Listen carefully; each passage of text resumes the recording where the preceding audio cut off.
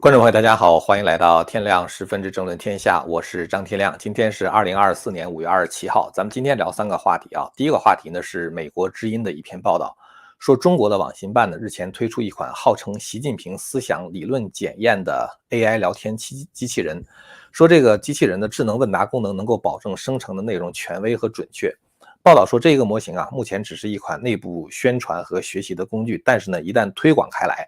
就可能成为 AI 时代中国舆论的框架标准。这个让 AI 机器人呢，以人类的语言去重复那些中共的陈词滥调，反映出中国目前言论环境非常的荒谬啊。换句话说呢，就是网信办这么做呢，可能是为了保证中国的舆论未来要经得起这款 AI 的检验啊，并且以检验的结果来决定是不是删帖封号啊，采取这样的措施。其实呢，我觉得网信办开发这样的一个东西啊，它的麻烦就大了啊，至少有2个非常严重的内生的问题，网信办是根本就解决不了的。我们现在可以断言哈，就是说这个工程啊，就是所谓的这个习近平思想的聊天机器人，这么一个工程的话，要不然会导致网信办受到整肃啊，要不然的话呢，就是这个工程呢会烂尾。一会儿我们会说一下为什么哈。我们也沿着这个话题呢，延伸聊一下这个华春莹升任这个外交部副部长和人工智能取代人类工作的这个事儿。第3个话题呢，也是这2天一直没有机会聊的，就是上个礼拜四，美国的证券交易委员会就是 SEC 呢批准了以太币的 ETF。这么说其实并不是特别准确啊，但是所有以太币 ETF 通过的程序障碍都已经扫清，剩下呢只是一个时间的问题，短的话可能是几周，长的话呢，我想年底之前也会有一个结果。川普呢，最近在一次竞选集会的时候啊，他向美国5000万持有加密币的人喊话，要保障加密币的未来由美国来驱动，而不是其他别的国家。为什么这个事情对于美国的经济如此的重要？它对于我们每一个人的影响到底是什么？这个咱们一会儿呢会深入的探讨一下。那么在今天正式讨论这些话题之前呢，还是请干净世界上的观众点赞关注，有网上的观众呢就请您点赞、订阅和按下小铃铛。我们先跟大家说个事儿啊，今天是美国的阵亡将士纪念日，我们叫 Memorial Day 啊，这个呢是美国的联邦假日，它是每年5月的最后一个星期一。最开始呢，这样的一个假日设置的目的是为了悼念在美国南北战争中阵亡的将士啊，就是1860年到1864年这个美国南北战争中阵亡的将士。后来呢，就演变成为悼念所有为国捐躯的军人。我觉得不仅是美国人呐，其实世界上很多国家的人都应该向美国的阵亡将士致敬，因为他们的牺牲啊，特别是2战中的牺牲，才保障了美国、欧洲和亚太地区的自由。可惜的是呢，在这个当时国民政府终于这个赢得了战争的胜利之后呢，但是这个自由很快就被中共给打断了。否则呢，今天的中国大陆的人会像台湾一样享有言论的自由和直选国会和总统的权利。因为今天是长周末嘛，就礼拜一连着上个礼拜六和礼拜天就算作是一个长周末，也标志着夏季节日的开始。从 Memorial Day 哈，这个阵亡将士纪念日到9月初的 Labor Day 啊，就是美国的劳动节，这段时间呢算是美国的夏天，学校呢会放假啊，很多人都会郊游、烤肉或者是坐游船等等。那么明天呢，我也要离开美国，到意大利呢，大概待10天的时间吧，主要是去米兰、佛罗伦萨和罗马。去那里看一看那些收藏了很多艺术珍品的博物馆。这一段时间呢，我还会继续抽空关注新闻哈，但这个频道呢，也许隔天才会更新一次。我的一些旅游见闻和花絮呢，会在指月闲谈的频道上更新。当然，所有的这种更新呢，也都会在干净世界上的那个天亮10分的频道里更新哈。那么下面呢，咱们就开始说新闻。根据美国之音的报道啊，主管中国网络审查的中共网信办主办了一个叫做《中国网信杂志》这个微信公众号，在5月21号的时候宣布说，网信办组建的研究机构开发了一款叫做网信研究大模型应用，这款类似于生成式 AI 的聊天机器人，它是根植于quote unquote习近平新时代中国特色社会主义思想知识库，而且呢，就是说这个聊天机器人呢已经上线，并且可以在内部使用了。这个消息立刻就受到了西方媒体的关注。英国有一个小报叫做 The Sun 太阳报，专门是报道一些这个八卦消息的。这个太阳报呢就发了一篇网络版的评论，说中国据报通过 AI 驱动的聊天机器人，让习近平主席和他的价值观永垂不朽。这个意思就是说，让习近平的思想永远活在 AI 的机器里甚至等到习近平已经不在人世的时候，你仍然能够通过询问这个 AI 模型来得到习近平也能够认可的回答。这样的话，习近平就可以永远为这个世界和中国指明方向了啊。当然，这是一个玩笑的说法。那这个应用开发出来是干什么用的呢？它的主要目的网信办的文章举例说，如果想快速列出关于人工智能发展现状的报告提纲，想知道心智生产力习近平说的这个大词和传统生产力不足之处，这个网信研究大模型应用呢，能够迅速的生成这些内容。一些分析人士担心说这款软件呢可能会成为思想审查的工具，就是一篇文章是不是能发表可以请习近平看一下当然不是真的习近平，而是让习近平的这个学习了习近平思想的 AI 来审核一下那么相当于跟习近平本人审核是一样的嘛，因为 AI 呢是最深刻的了解了习近平的思想。毫无疑问其实习近平出了很多的书这个是什么习近平谈治国理政好几十本。可以肯定的是，习近平本人可能从来都没有看过这些文章基本上来说都是他的秘书代笔，他自己可能读过之后也忘了，但是呢 AI 还记得几十本书全都被 AI 读下来了，而且 AI 呢，它要通过这个书里边的这些用词这个思路等等去生成这个一些新的内容。不过呢，其实我觉得这样的一个软件有2个无法解决的内生的问题，非常严重。第一个问题的话，就是习近平治国如烙大饼嘛，他经常来一个180度的大掉头。人工智能在逻辑上是无法跟上习主席的思想的，跟不上习主席思想的进步的。比如说习近平昨天呢还在坚持动态清零不动摇发表了很多的讲话，但是呢第2天突然之间习近平就实行这种躺平式的放开。那你说这 AI 学了习近平动态清零不动摇然后呢又学了习近平躺平式放开，在逻辑上 AI 是如何才能够自洽的呢？是吧？今天习近平对美国还龇牙咧嘴的放狠话，明天就跑到旧金山跟拜登握手言欢，那么 AI 如何能够理解习近平今天答应你说我们绝不在这个南中国海这个造岛不会把南中国海军事化，那第2天就在南中国海开始造岛了这是我们这个中国对外发展的一部分。你说 AI 这个学来学去的话，它就晕了，对吧？其实呢，对于这个问题，我以前曾经看过，多年之前看过胡平先生，他有非常深刻的洞见。胡平先生曾经提到过就是他自己呢是被外界称为持不同政见者。他虽然不拒绝这个称谓呢，但是他觉得这个称谓还是有问题。他说，其实持不同政见，每一个人的话都可能会持不同的政见，因为你不可能时时处处都和党中央保持一致，你或者在这个问题上，或者在那个问题上呢，都会有不同的想法。那中共的话呢，它就是规定对所有重大政治问题的唯一的答案，但是你要知道，这个唯一答案的话，只针对当下这一时刻。为什么呢？因为中共它会朝令夕改嘛，它今天发布了一个政令，明天的话它就可以180度的一个大掉头。中共还给这样的一个行为呢起了一个很好听的名字，叫做与时俱进是不是我们改是这个时代不同了。今天林彪还是毛主席的亲密战友我们大家还要祝林副主席身体健康，永远健康，是吧？明天林彪就成了篡党夺权的野心家。那一般来说，这个人的思想在一夜之间是很难做这样的一个扭转的，是吧？你肯定会产生一种心理上的纠结嘛。当年很多人对于文革失望，对于毛泽东觉得他也没有那么神也不是一个就是像神一样的存在，就是因为林彪事件让很多人对毛这种权威感丧失了所以后来其实到了这个林彪死之后，文革只是沿着过去的惯性在走大家对毛的那种狂热已经远远不如文革初期了嘛。这种现象这个乔治奥威尔在1984，这个大家知道，这乔治奥威尔是1984的作者他早就发现了一个问题，就是极权主义，也就是说共产党这样的极权主义它的教义，因为极权主义的话，我经常讲的它就像一个邪教一样的嘛，它有一个特点，那就是它多变的。过去所有的宗教，它的这个教义是不变的就像耶稣讲天地要废去，我的话却不能废去，是吧？那董仲舒讲叫道之大，源出于天，天不变，道亦不变只要天不变，道就不变。所以呢，如果你信仰一个正统的宗教呢，你的这种价值观是恒定的你看问题的原则是恒定的。但是呢，如果你要信仰的是像共产党这样的一个邪教的话，他可能礼拜一的时候是这么说的，到礼拜2的时候就完全会反过来。所以就是说，如果人跟随一个像这个极权主义的这种教义的话，你会不断的跟昨天的自己打架昨天你还真诚的相信林副主席是毛主席的亲密战友，今天的话你就必须得认清楚嘛，林彪这样的篡党夺权的野心家的嘴脸。所以呢，这个奥威尔就讲了这样一番话，我觉得非常到位奥威尔说，在极权主义方面情况恰恰相反，极权主义国家的特点是，它虽然控制思想，它并不固定思想。他确立不容置疑的教条，但是又逐日修改。他需要教条，是因为他需要他的臣民的绝对服从，但他不能避免变化，因为这是权力政治的需要。当毛说林彪是他的亲密战友的时候，你必须得相信啊，要高举，要紧跟，对吧？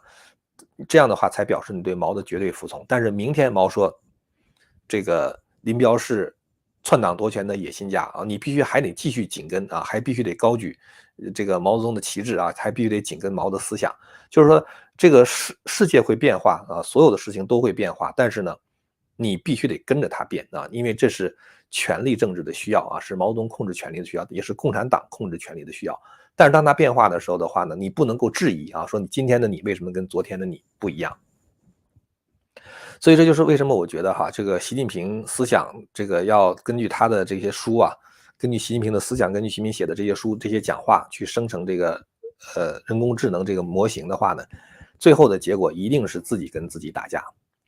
你问一问这个习近平思想人工智能哈，这个咱们就叫 Chat 习 GPT 哈，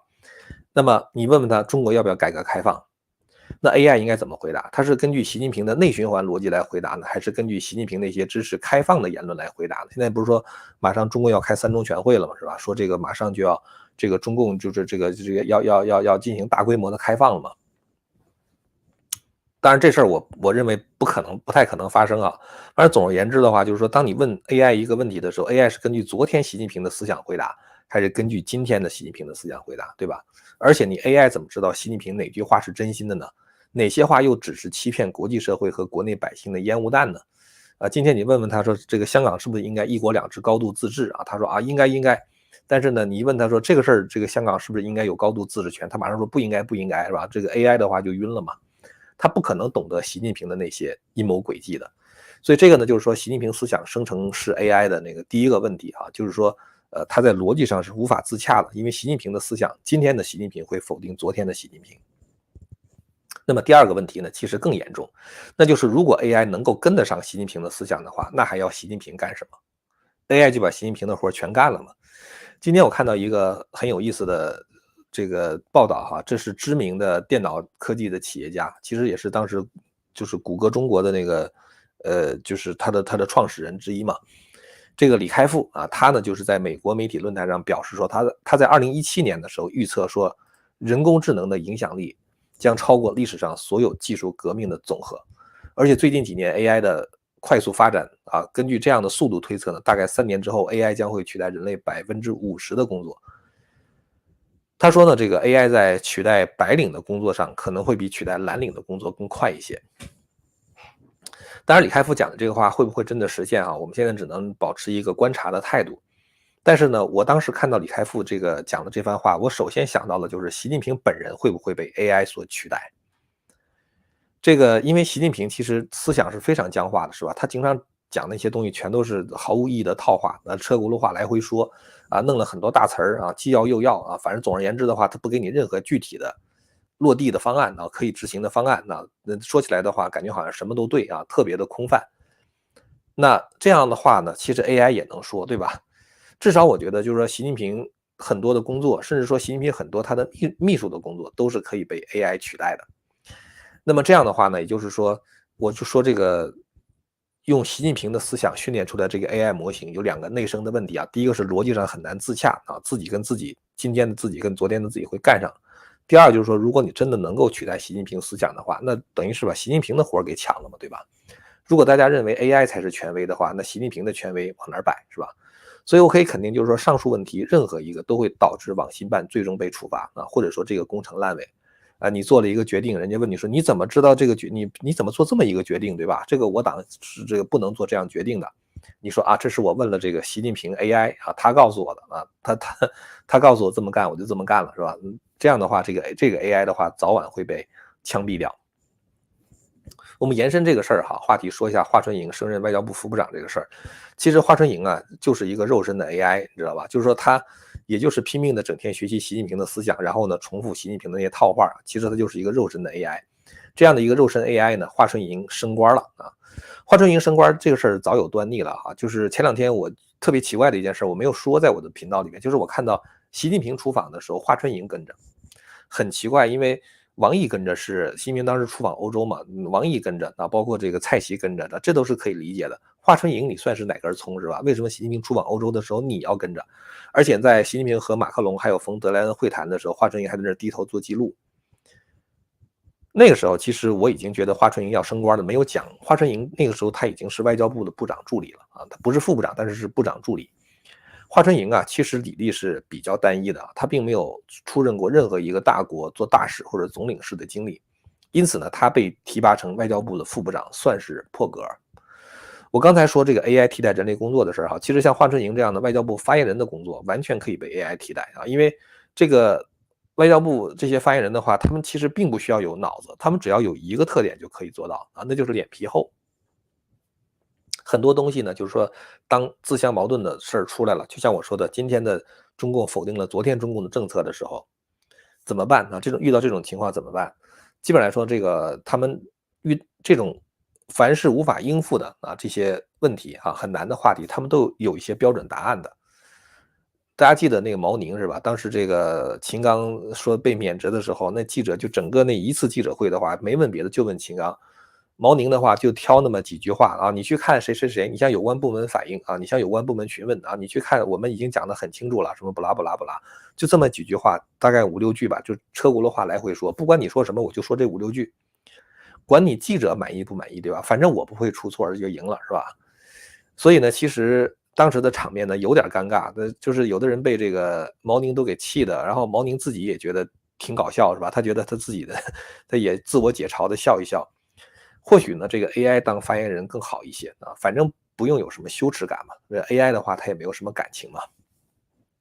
其实大家很多人觉得华春莹是因为当了战狼啊，被这个习近平赏识了，啊，提拔成外交部的副部长。其实华春莹哪有什么战狼的思想？华春莹是没有思想的。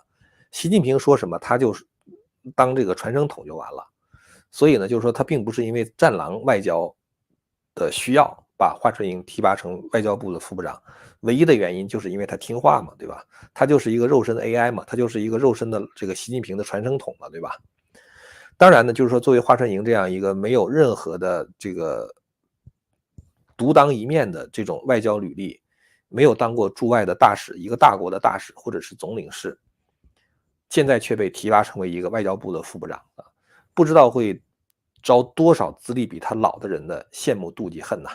所以我觉得这个事儿呢，将来引发外交部的一轮新的内斗啊，也未可知啊，很有可能的。最后呢，说一下这个美国的经济哈，在各种热战爆发之前呢，其实很多国家和国家之间的竞争啊，比拼的就是经济和科技实力。美国的经济从这个疫情之后啊，一直处在一个很诡异的状态之下。一方面呢，是很多人都觉得美国的经济会出现一次大的衰退啊，甚至是崩盘。另一方面呢，美国的各种通胀指数啊，包括就业率、这个工资的上涨啊，都是居高不下的啊，感觉美国的经济呢非常的红火。5月22号的时候，美联储公布了一个会议纪要啊，这个会议纪要大家看完之后的话都给吓坏了啊，因为多位美联储的官员表示说，如果有必要的话，他们愿意继续加息。也就是说，目前的高利息呢还没有足够阻止通货膨胀的再起。那当然就是说他也没有把这话说死了，咱们还是在观察这个经济数据嘛。本来市场预期是2024年美联储降息3次啊，一次是6月份啊，一次是9月份啊，还有一次是年底。现在呢，大概率啊，6月份我觉得是不用指望了，大概率的话只剩下2次降息或者是1次降息，甚至不降息都有可能。所以这次会议记录呢，是让投资者惊慌失措。美股的道琼斯工业指数22号盘中就下跌了超过300点啊，好像是创造了今年最大的一个跌幅。那现在的问题是，美国的经济到底是即将崩盘呢，还是有继续成长的空间？我认为呢，高科技的发展，特别是人工智能，可能会帮助美国股市在高位运行一段时间。我要先声明一下哈，我的说法不作为您投资的参考啊。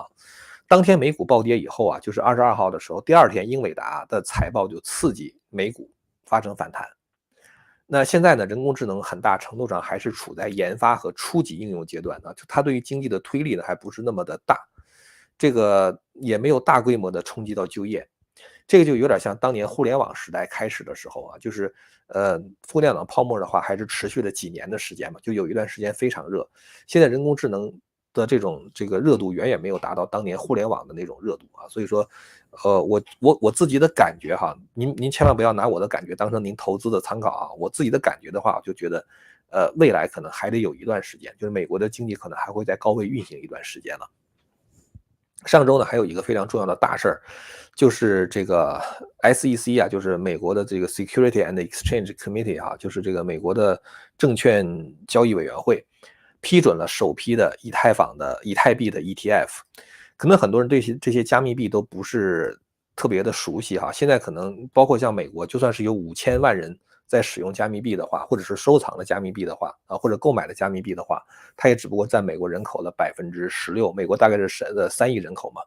所以它也不算是特别大的一个就是特别大的比例哈，还没有做到尽人皆知的程度。那这个 SEC 批准以太币的 ETF 呢，是让加密社区有一点点的出乎预料。当然，很多人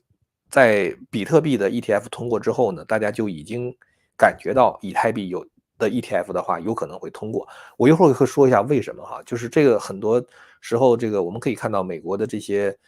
金融界的这些主流金融学家呀，或者是这些金融界的从业者，包括美联储，他们其实是不喜欢加密币的，也一直是在试图阻挡加密币，但是没有挡住。而且他们后来发现这个问题，就是挡不住就怎么办呢？挡不住的话就加入嘛，对吧？所以后来他们就决定就拥抱这个加密币了。通过国会一系列的监管法案之后的话，就是加密币现在等于，比特币和以太币的 ETF 通过之后呢，等于正式的被美国的主流金融界所接受了。这个 ETF 哈，大家知道，就是你购买这个 ETF 的话，就像买股票一样，比如说你呃比如说房地产业的 ETF 啊，比如说或者是黄金类的 ETF 啊，或者半导体类的 ETF 啊，或者比如说这个指数 ETF 啊，就是不管是这个纳斯达克还是标准普尔啊，或者是这个道琼斯工业指数这种 ETF，你买它的话就像买股票一样啊，我买一个道琼斯工业指数的这个 ETF，那就相当于30个美国最大的这些工业企业，他们的这个股价的波动啊，就直接反映到这个道琼斯的股指里边嘛。当你买这个 ETF 的时候的话，你这个 ETF 的价格就随着这个股指波动，然后呢，这些30个最大的工业企业，他们分红的话呢，你也跟着分红啊，反正就这么一个东西，这就是 ETF 嘛。那未来呢，这个以太币或者是比特币的话呢，大家购买起来的话，就不用去币圈去买了啊，你在这个任何一个就是能够买卖股票的地方都可以买这些 ETF，这样的话就等于是给你买加密币提供了很多很多的方便。这个以太币哈，这个 Ethereum 哈，它是以太坊的一个内部的代币。以太坊是个什么概念呢？以太坊是一个可编程的区块链。这个区块链的话叫做公链啊，就是说任何一个就是比如说你想开发你自己的加密币的话，你就在以太链上就可以开发了啊。开发完了之后的话，别人给你就是这个转币的时候呢，就在以太链上就可以转了。所以它呢就是一个开放的软件平台。它就像 iOS 或者是安卓一样，它是一个开放的软件平台。那么这个软件平台呢，它自己的本币啊，就是这个以太币。如果说这个比特币是加密币的王者，这个以太币呢是毫无疑问的王后。这个以太币，这个如果说比特币是数字黄金的话，这个以太币呢就是数字白银。这个今年1月份的时候哈，就是我们刚才说到这个以太币 ETF 通过哈，今年1月份的时候，其实是第一只加密货币的 ETF 是比特币的 ETF 通过。这个通过之后呢，比特币的价格从4万多一张大饼哈，就是一个比特币呢就飙升到7万。这个比特币其实在这个前年的时候，那真的是特别糟糕，表现特别糟糕，大概是16000块钱一个比特币。那么现在的话已经涨到7万了啊，涨得非常快，等于是在2年时候涨了4倍嘛。再加上这个减半和美联储未来的降息的这个预期，很多人都预期比特币年底会达到10万块钱啊，这个一张大饼，甚至更高。我再说一下，这个说法只是大家的说法哈，这是一些人的这个分析哈，不作为您的投资参考啊，您千万不要依据这个来决定您的投资策略，特别是千万不要 all in 哈，不要梭哈，就是我们只是在讲，就是很多人他们对于这个加密币圈呢，他有这样的看法，为什么会这样啊？为什么会这样？美国这个其实美联储也好，或者是美国的这些传统的投资者，就是包括资产管理公司，像黑石像 Fidelity 啊，就是富达什么这些，他们其实一开始是非常反对比特币的。为什么反对哈？这个道理其实也非常的简单，就是实际上啊，这个比特币呢，最开始推出来的时候，为什么被很多人所接受？是因为很多保守主义者，他们喜欢比特币，因为比特币是可以，它就像一个真的像 cash 一样，你可以从一个钱包转到另外一个钱包。也就是说，如果两个人发生交易的时候，甲和乙发生交易的时候，当把这个比特币转过去的时候，其实美国这个政府是不知道的。它不像银行转账啊，比如说我给你这个电汇50万美元，从这个我的账户电汇到你的账户，这个美国政府是看得一清二楚，对吧？美国政府的话，他甚至可能说，哦，这是一个可疑交易，我可以把这个冻结住啊，我可以把这个你的银行账号冻结，但是美国政府是没有办法冻结你的比特币的钱包的。也就是说，当你有了这么一个加密币钱包之后的话呢，任何一个国家的政府都拿你无可奈何。你只要掌握住这个比特币的冷钱包，你就可以跟别人做很多很多的交换。所以就是说，当这个政府想冻结你这个钱包、那个钱包，在金融上想制裁你的时候的话，加密货币就是绕过这个金融制裁的一个最好的方法，或者是说几乎是唯一的方法。它比那个黄金之间的那种转换还好。就是我手里面假如说我真的有黄金哈，比如手里面有这个500克的黄金啊，我拿500克的黄金买你一栋房子，我就随便打个比方哈。那这种情况下呢，就是说这个我还得把实物黄金从我的拎到咱们交易所是吧？我还得把这个交易的场所，我还把这个黄金交给你。但如果是比特币的话，我一个命令从电脑上转给你了。就这么简单，而且美国政府是没有办法控制的。所以当时美国的保守主义者，他们觉得他们不喜欢政府对我们的经济有控制啊，他们不喜欢这个政府征税啊，所以他们就有很多交易的话，他们希望通过加密币来完成。这种情况下就使得就是美国的保守主义者本来人数就很多，是吧？那在这个圈子里边的话，就形成一种共识。其实货币哈，大家知道货币的价值就是基于共识的。大家都认为这个美元值钱，为什么认为美元值钱？因为大家对美元的价值是有共识的。为什么大家认为这个北韩的钱不值钱？因为大家对北韩的钱是没有共识，我们不相信这个北韩的钱。也就是说，当大家都信任某一个东西，它就可以作为一种交换的媒介啊。比特币呢，就是这么一个东西。但是这个话题如果展开的话，咱们会就是要讲很多很多的话啊，就是这样的共识是如何形成的啊，我们会讲很多很多。但是今天咱没有时间不讲这个东西啊。总而言之的话，就是说，当这样的共识一旦形成的时候，美国的金融界，主流金融界啊，就像 BlackRock 哈，像这个Fidelity 这样的这个资产管理公司，他们发现他们挡不住了。也就是说，加密币呢可能会成为未来的一种全球的共识，这种共识超越了国界。在这种情况下哈，其实这个它会带来一个问题，就是美元霸权会被打破。那么也就是说，因为这个加密币它不是任何一个国家的主权信用货币，而是基于全人类的共识，那么它就有可能会未来成为国际结算之间的一种重要的形式。那么好了，那对于美国来说的话，紧张不紧张？就是如果美元的霸权啊，如果对这个金融的垄断被加密币打败的话，那么美国是不是会对此感到非常的忧虑，是吧？当然了，就是我觉得一定会的。那怎么办呢？那就是在这种情况下，谁能够手里边握有了这个加密币最多，谁就有了加密币的定价权。就好像是说，比如说你是一个国家产石油的，我也是国家产石油的，我的国家产的石油的话是你的10倍，对吧？那这个石油到底这个价格应该上升还是下降的话，我是可以控制的。也就是说，当美国政府包括美国的人民手中掌握了很多很多的加密币的时候，他们就掌握了这个加密币的定价权。我不知道是不是说明白这个问题啊？就是它涉及到一个国家的对于未来金融的控制。川普应该是想明白这个事儿，想通了啊，所以这个川普呢，在集会上啊，他就谈到说，我将确保加密币的未来以及比特币的未来是由美国来驱动，而不是在其他别的国家来驱动的。这个涉及到其实美国自己的金融安全。所以呢，当这个主流的金融界开始拥抱比特币或者是以太币这样的加密货币的时候，那么各种各样的资金的话就会去购买。当各种各样资金一旦去购买的时候，大家知道吗？就是比如说这个地区一共就100个房子，你1万个人抢，这个房子价格肯定会往上涨嘛。比特币呢，它最大的一个特点就是它的供应数量是有限的啊，一共就是2100万枚，2100万多枚吧。不可能再多了啊！所以就是说，你买一个少一个，你手里边握一个比特币，别人就要少一个。它不可能像美联储印美金印钱一样不停的往外印。那这种情况下就是说，呃，买一个少一个，买一个少一个，那这个时候我觉得美国政府也好，或者美国的很多的这个华尔街的人也好的话，他们一定会去买。于是呢，大量的资金就会涌到这个比特币里边去啊，那比特币的价格当然就涨上去了，对吧？很多传统的投资者会像购买黄金一样的购买比特币啊，把比特币作为自己投资组合的一部分。所以你看比特币很快就4万涨到7万了，是吧？未来如果我的这个读到的这些知识和对人类这种心理学的了解是对的话，这种基于共识的货币，当共识就是越来越多的人认可的时候的话，它的价格会越来越高。除非是神出手啊，打破这个共识，否则的话，这个共识会变得越来越强。当然了，这个比特币呢，现在已经有共识了。那么现在以太币的 ETF 也通过了，就是说主流社会也开始接受以太币啊，这样就是也在以太币上也形成共识。那这个时候呢，我觉得这个以太币的价格，大家可以看到，就是在以太币那个 ETF 通过之前呢，一天之内以太币暴涨了20%啊。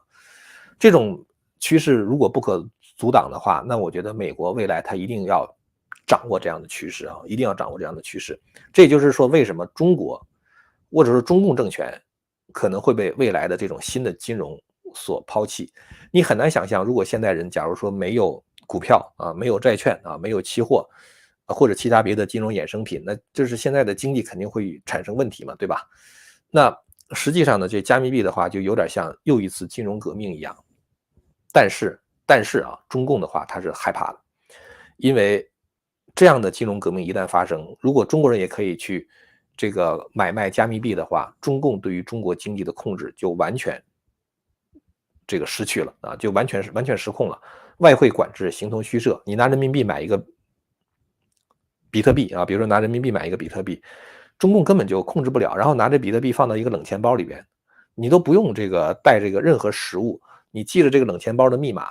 出国以后随便找一台电脑，输入你的密码之后的话，你就可以把那个比特币就等于又攥在手里边了，你就可以拿它来买这个买那个，等于是用人民币购买比特币之后呢，哎，这比特币跑到别的国家去了，对吧？这就跟人民币换了美元，然后往别的国家跑没啥区别，是吧？让中共的外汇管制形同虚设。所以中共呢，它是禁止任何加密币的交易啊，也禁止挖矿。但是呢，因此中共会被第三代互联网抛下战车啊。第三代互联网到底怎么回事？咱们今天也没有时间讲了啊。关于这块呢，其实有很多很多东西，我觉得是，大家哪怕是您不去参与买卖的话，但是作为基本的这个经济金融的一些常识的话，我觉得还是需要了解的。最后呢，跟大家说一件事儿哈，就是我的这个《笑谈风云》的电子书的整理呢，现在已经，这个就是第2部《笑谈风云》呢，现在已经整理完了啊。整理完了以后呢，这个我很快会发给所有给我捐款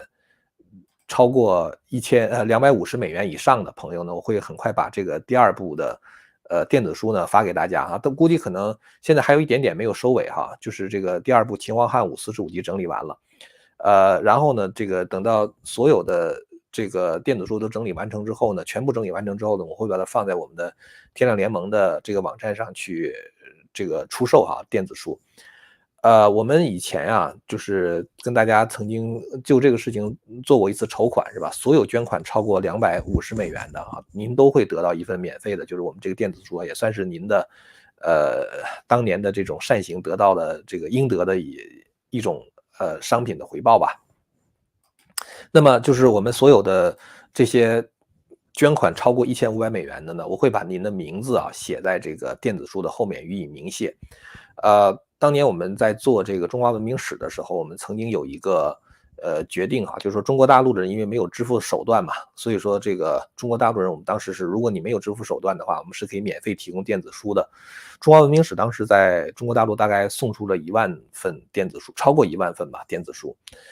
所以呢，我觉得就是说您的这个捐款帮助我们延续和这个